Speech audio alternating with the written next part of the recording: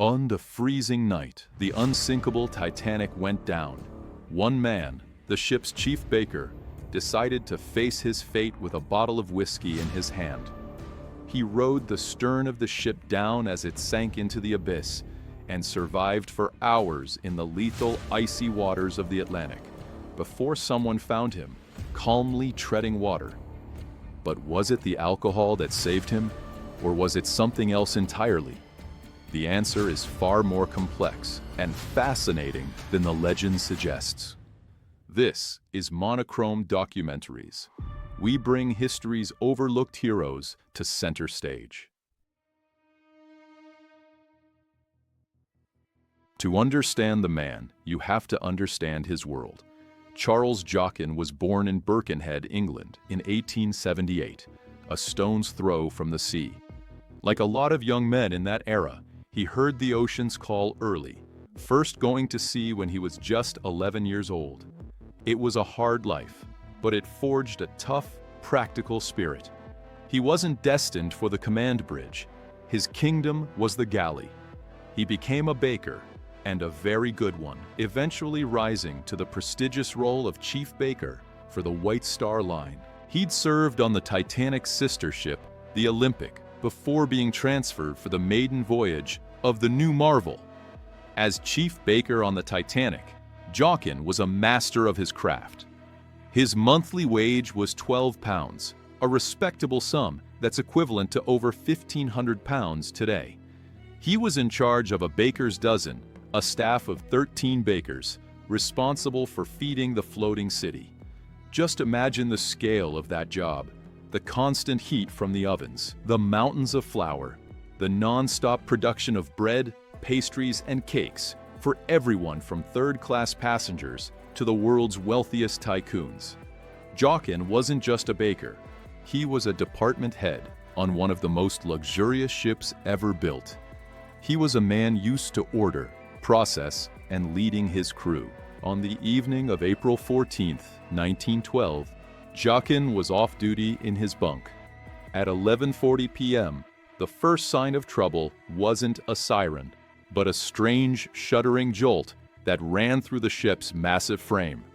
He got up, puzzled but not panicked. Like many, he knew icebergs had been spotted, but had faith in the ship's design. Then the engine stopped, started again briefly, and then stopped for good. The silence that followed was more unsettling than the jolt itself. Soon, the order came down from the upper decks. They were uncovering the lifeboats. In that moment of growing chaos, Charles Joughin didn't panic. He didn't race to the decks to save himself. His first thought was his duty. With a seaman's intuition, he understood the gravity of the situation and immediately woke his 13 bakers. There was no time for fear. His order was simple and clear. Provision the lifeboats. Imagine that scene. While the ship was only listing slightly, these men, under Joughin's command, hauled about 40 pounds of bread each up to the boat deck. 4 loaves for every lifeboat. It was an incredible act of foresight. Joughin knew survival wasn't just about getting off the ship. It was about lasting in the open ocean until rescue came. With his men organized, Joughin went to the boat deck himself around 12:30 a.m. and made his way to lifeboat 10. There, his role shifted from baker to enforcer. He saw a tragic reluctance among the passengers. The Titanic, with its lights still blazing, felt like the safest place on Earth. The idea of climbing into a tiny boat to be lowered into the dark ocean was terrifying. Many women refused to go. Joughin wasn't having it. With other seamen, he began assisting, and when needed, compelling people into the boat. He later testified that he went to A deck to round up more women and children. And when they hesitated, he physically put them into lifeboat 10. At the British inquiry, when asked if he threw them in, he gave a simple, direct answer. Yes. This wasn't violence. It was desperate, life-saving urgency. The crew list had actually assigned Joughin as the captain for this very lifeboat. But once it was deemed full enough, the order was given to lower away without Joughin on board. Joughin, his own escape route now gone, was left standing on the deck. His duty, for the moment, was done. With Lifeboat 10 gone, Charles Joughin was a man without a post.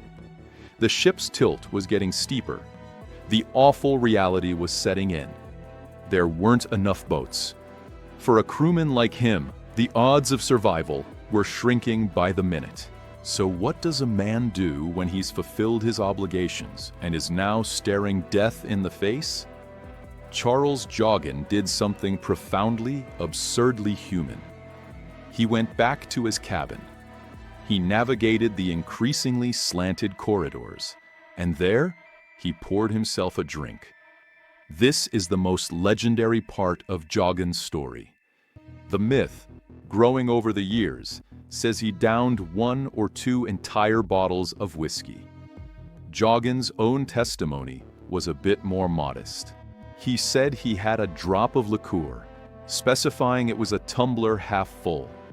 Whether it was a drop or a hefty swig, the act itself is what's amazing. In a moment of total crisis, he sought a small comfort, a private moment of liquid fortitude. But he didn't stay in his cabin. His sense of duty wasn't done yet. Back on the now crowded boat deck, he saw that all the lifeboats were gone. So he went down to the A-deck promenade and started a new, brilliantly practical task. He began throwing deck chairs overboard, one by one, about 50 in all. He knew people would soon be in the water. Those chairs could be makeshift flotation devices, a last-ditch chance for life in the freezing Atlantic. He did this alone. He then ducked into the A-deck pantry for a drink of water. While inside, he heard a tremendous crash, a sound as if part of the ship had buckled. This was likely the start of the ship's final, catastrophic breakup.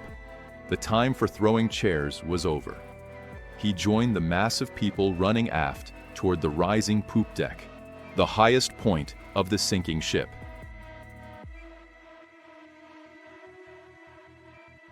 The Titanic's last moments were a nightmare. The lights flickered and died, plunging the ship into darkness, lit only by the stars. The stern, where Joughin and hundreds of others clung, was rising at an impossible angle, lifting the massive propellers completely out of the water. The sounds were horrific. Groaning steel, crashing debris, and the screams of over 1,000 people. Amidst this pandemonium, Charles Joughin remained almost unnaturally calm. He made his way to the starboard side of the poop deck and climbed over the safety rail, placing himself on the very outside of the ship. He was at the highest point, the last part of the Titanic, still above water. And then as the stern slid under, Joughin did something that defied the experience of almost everyone else. He didn't jump. He didn't fall. He wasn't sucked under by a violent plunge. As he later described it, he simply rode the ship down as if it were an elevator. He simply stepped off the stern into the North Atlantic.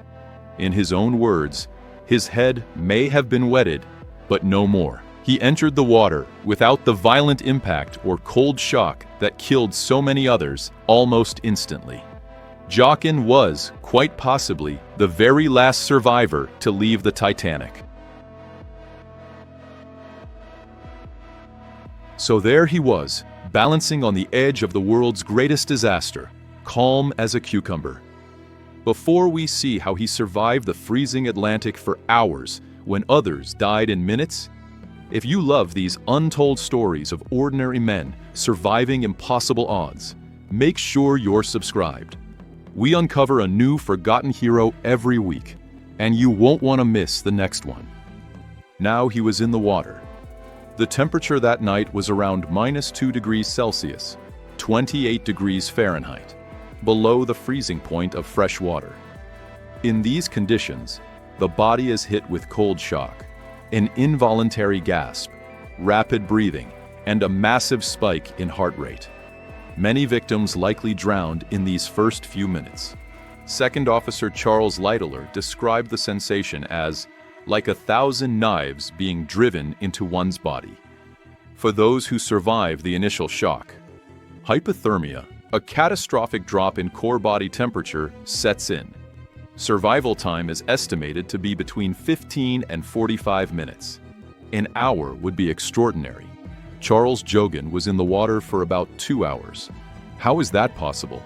This is the core of the Joughin legend. The popular theory is the whiskey acted like antifreeze. Modern science says otherwise. Alcohol is a vasodilator. It widens blood vessels, making you feel warmer but causing you to lose core body heat much faster, which should have quickened his death. So, what happened? Some modern experts, like Canadian hypothermia specialist Dr. Gordon Giesbrecht, have a fascinating counter-theory. He suggests the extreme cold of the Atlantic would have caused rapid vasoconstriction, tightening those same blood vessels and potentially canceling out the alcohol's negative effects. The alcohol might have provided a different, crucial benefit: liquid courage. It likely blunted his fear and may have prevented the deadly cold shock response. By not panicking, Joughin avoided the frantic hyperventilation that drowned so many others. He just started to calmly paddle and tread water, conserving precious energy. The liqueur might not have warmed his body, but it may have steeled his mind.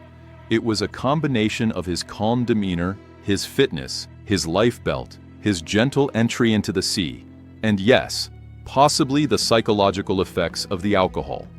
He was a perfect storm of survival factors. Joughin paddled through the darkness, surrounded by the fading cries of the dying. He later testified that he hardly felt the cold, likely due to shock, adrenaline, and the alcohol dulling his senses. He just kept moving. As the first gray light of dawn broke, he spotted something: the overturned hull of collapsible Boat B. About 25 to 30 men, including Second Officer Littler, were balanced on top. Joughin slowly swam toward it. When he arrived, there was no room. But then, a small miracle. A cook on the boat, Isaac Maynard, recognized him. Maynard reached out and held his hand, allowing Joughin to cling to the side of the boat, his legs still dangling in the deadly water. Sometime later, another lifeboat, Lifeboat 12, appeared nearby. Joughin swam to it and was finally pulled from the sea. He stayed in that boat until he boarded the rescue ship RMS Carpathia. The ordeal was over. Charles Joughin, the chief baker, had survived. When doctors examined him, they found him in shockingly good condition, suffering from nothing more than swollen feet. After the Titanic, Charles Joughin's life at sea was far from over. He returned to England to testify at the inquiry into the sinking. In 1920, he moved to Paterson, New Jersey, and continued his career, serving on American export line ships and even on troop transports during World War II. He even survived another shipwreck when the SS Oregon sank after a collision in 1941. He retired in 1944 and passed away in Paterson in 1956 at the age of 78. His story was immortalized in Walter Lord's book A Night to Remember and has been depicted in numerous films. The tale of the baker who drank his way through the Titanic disaster is more than a quirky footnote. It's a testament to how unpredictable survival can be.